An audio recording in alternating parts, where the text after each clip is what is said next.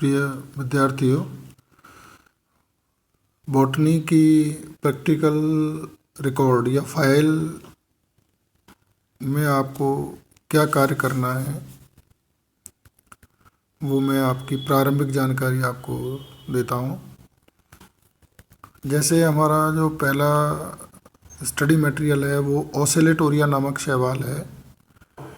नीचे दिए गए 3 चित्रों में से आपको जो प्रैक्टिकल रिकॉर्ड का वाइट प्लेन पेपर है उस पर चित्र ए बनाना है, बी और सी चित्र नहीं बनाने हैं। क्लियर? इसको आप सामने वाले पेज पर जैसे फाइल खोलेंगे तो सामने प्लेन पेपर होगा और उसके लेफ्ट साइड में लाइन वाला पेपर होगा। उसमें चित्र बनाएंगे और नीचे उसके लिख देंगे ऑसिलेटोरिया ट्राइकोम। इसके बाद जो लाइन वाला जो कागज़ होगा, पेपर होगा, उसमें आपको सबसे पहले हेडिंग डालेंगे ऊपर शैवाल, डैश लगाएंगे ऑसिलेटोरिया, और फिर सबसे पहला हेडिंग है वर्गीकरण अविनिर्धारण, मतलब क्लासिफिकेशन एंड आइडेंटिफिकेशन। ये शैवाल क्यों है? देखिए राइट साइड में शैवाल लिखा हुआ है। आप हेडिंग लिखेंगे शैवाल, उसके नीचे हेडिंग ये पॉइंट लिखेंगे।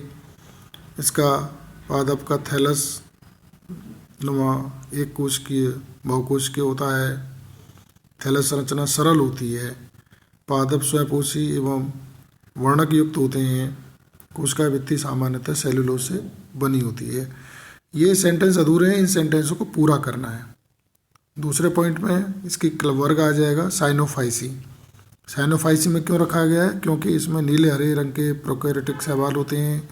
इनमें क्लोरोफिल, ई, बीटा कैरोटीन, फाइकोसाइनिन, एलोफाइकोसाइनिन, फाइकोएरिथ्रिन आदि उपस्थित होते हैं। ये सेंटेंस पूरा करना है आपको।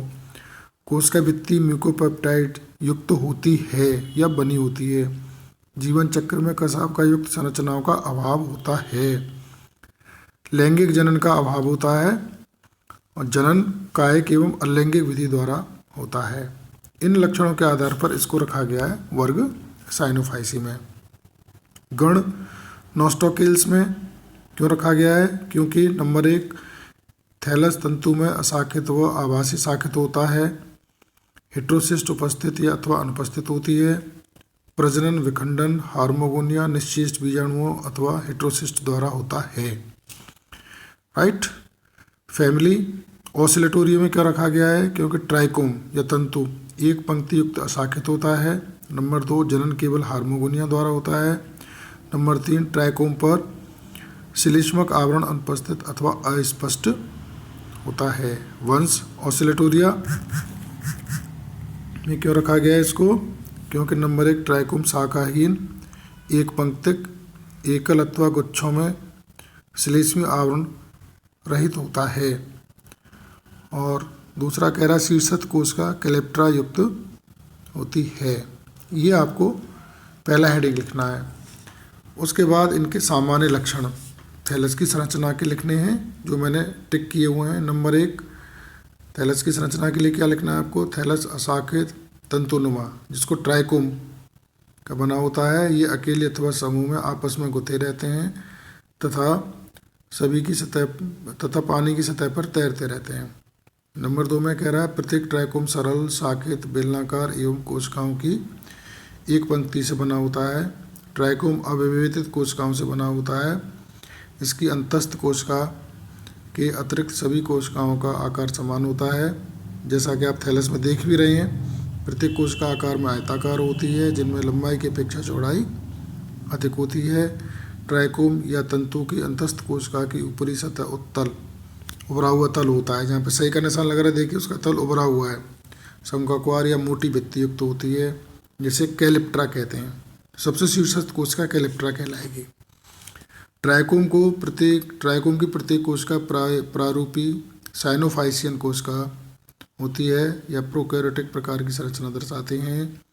इसमें वास्तविक केंद्रक क्लोरोप्लास्ट एवं झिल्ली से आवृत कोशिकाओं का अभाव होता है। प्रत्येक कोशिका का हल्का या रंगहीन केंद्रक पदार्थ युक्त मध्य भाग सेंट्रोप्लाज्म एवं बाहरी गहरा वर्णक युक्त भाग क्रोमोप्लाज्म कहलाता है। इसके बाद में जनन के लिए 2 लक्षण लिखने हैं। जनन सिर्फ हार्मोगोन द्वारा होता है और हार्मोगोनिया अंकुरित होकर नए ट्राइकोम का निर्माण करते हैं। ये जो लेखन कार्य है वो आपको सामने लेफ्ट साइड में जो लाइन वाला पेज होगा वहाँ से शुरू करना है। उसमें मैं आपको पुनः बता देता हूँ। सबसे पहले वर्गीकरण अवनिर्धारण लिखना है, उसके बाद में थैलस की संरचना लिखनी है, उसके बाद जनन संरचनाएं लिखनी है। ये एक आपका सदस्य आपको प्रैक्टिकल के रिकॉर्ड में बनाना है।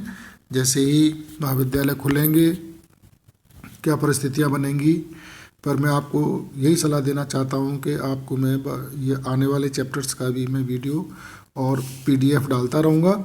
आप अपनी बुक में से देख करके चित्र बनाएं और ये लेखन कार्य प्रारंभ कर दें। Thank you.